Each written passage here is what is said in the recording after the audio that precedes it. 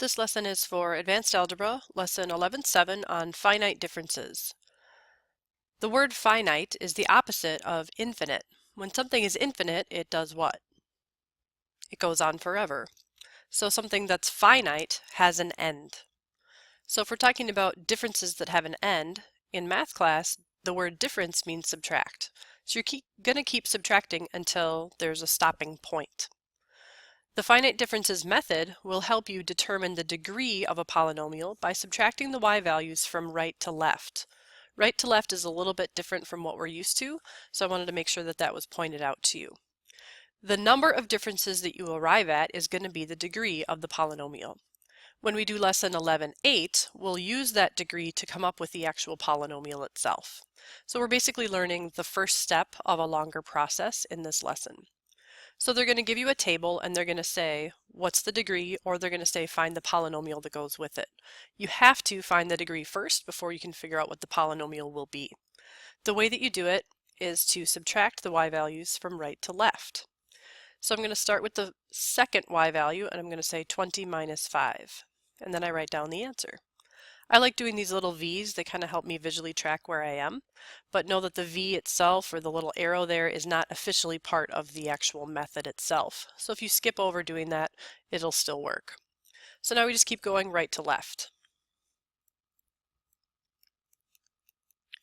So far I've done one row of differences.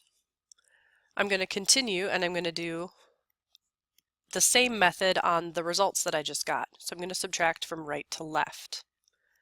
And what you'll see there is now I get all the numbers in that row being the same.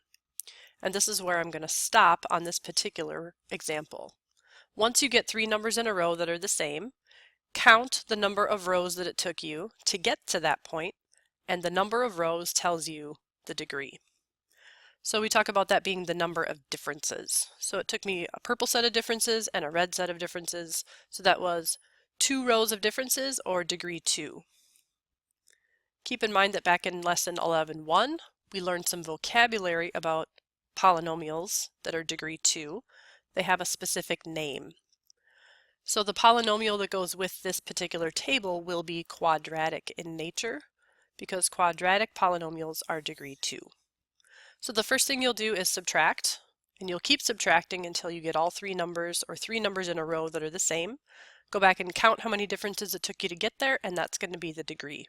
We'll use the degree in the next lesson to come up with the actual polynomial itself. So we're just going to do a bunch of examples today just to get you comfortable with the differences method. Next example, if you start subtracting from right to left, we get 3 numbers in a row that are the same right away, so I'm not even going to bother with the 4th number. It took me 1 row to get there. Keep in mind here that the value that you get is not the answer. Just like on the previous question, the degree was not 10, the degree was how many rows it took us to get there. So same thing here, we took 1 row of differences to get there, so the differences or the degree is not 4 here, it's going to be a degree 1. And a degree 1, if you remember back from lesson 11.1, is considered a linear polynomial. On the next table, we're going to start subtracting again. I actually need to move this. So move the table up a little bit, and now I'm going to subtract from right to left again. And unfortunately, there's no shortcut here. You just have to literally type in the numbers.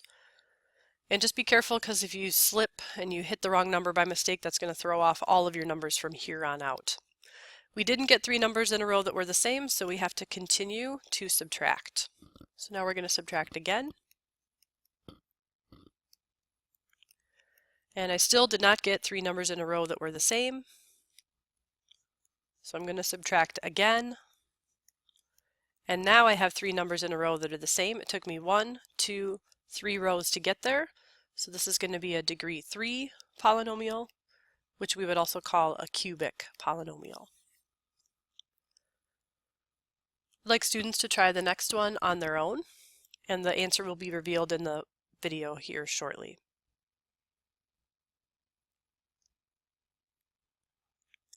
And so what you'll find on this particular example, as you start to subtract, you'll see that the rows repeat each other, but we're never going to get to a point where all three numbers in a row are the same. So in those instances where there is a pattern, but it's not the pattern that we're looking for, it might indeed be that this table is not going to form a polynomial at all. There are equations that are not in polynomial form. One example would be exponential. That's not a polynomial. A polynomial has x raised to a power. This time, the x is the power, so this is not a polynomial equation, but it might match with this particular table of numbers. So if you see that kind of a thing happening where you get a pattern, but it's not the pattern that we're looking for of three numbers in a row that are the same, your answer might be that it's not a polynomial at all. The last example we're going to do is what to do when they don't give you the table and you have to provide the table. Usually they'll give you some kind of an equation. This one is a good example as good review for you for your final. This is a recursive formula for a sequence. Remember that a recursive formula has the bracket. They tell you what the first term is, and then they give you information about how to find all the subsequent terms. So when you set up your table here, since it's a sequence, the n is going to be your variable, a sub n is going to be your y value.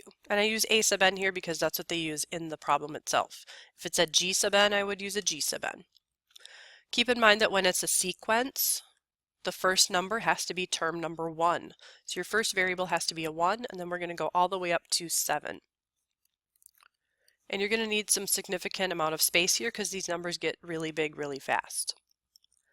The first term they have to give you, and now to find the next term, a sub n minus 1 just means the previous term. So if we're trying to find term number 2, n is 2. So I would do a sub 2, 5 times a sub 2 minus 1 plus 3. A sub 2 minus 1 is a sub 1, and a sub 1 I know is 7. 5 times 7 is 35, plus 3 is 38. To get term number 3, n is going to be 3, and so I'm going to have a sub 3 minus 1. 3 minus 1 is 2. A sub 2 is the number that I just got, 38. So now I do 5 times 38 plus 3. And you're going to continue on with that same pattern to finish up the rest of the table. Give that a try, pause the video, and the answer will be revealed shortly.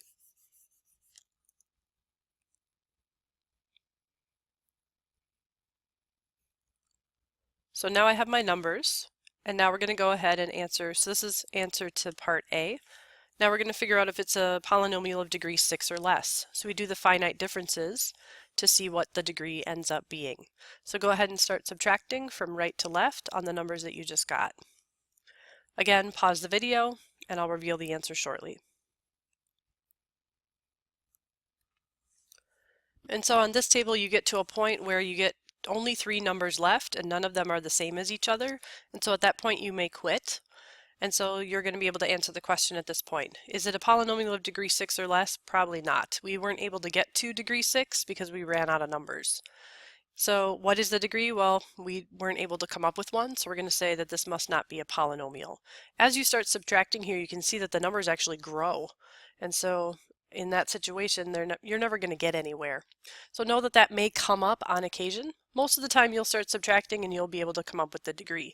But there are instances where it's not a polynomial at all, and so you won't be able to find a degree.